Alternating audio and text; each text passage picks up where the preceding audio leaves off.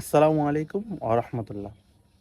সাম্প্রতিক সময়ে রিপন মিয়াকে নিয়ে হচ্ছে নানা আলোচনা সমালোচনা, আরও হচ্ছে গুজব। তো আসল ঘটনা কি সেটা আমরা কেউই জানি না।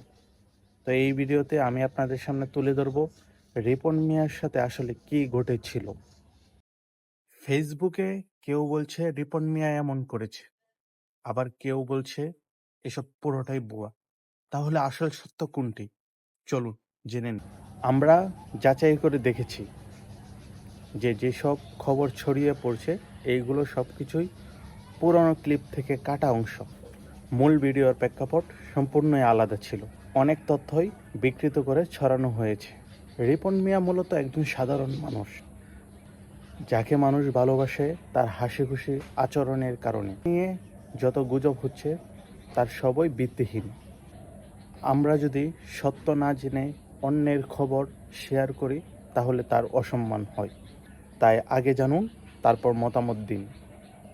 আর এরকম ভালো ভালো ভিডিও যদি কেউ দেখতে চান তাহলে সবসময় আমার এই চ্যানেলটি সাবস্ক্রাইব করে রাখবেন, পাশে থাকবেন। ইনশাল্লাহ সবসময় সত্যকে উন্মোচিত করার চেষ্টা করব আমার এই ভিডিওর মাধ্যমে।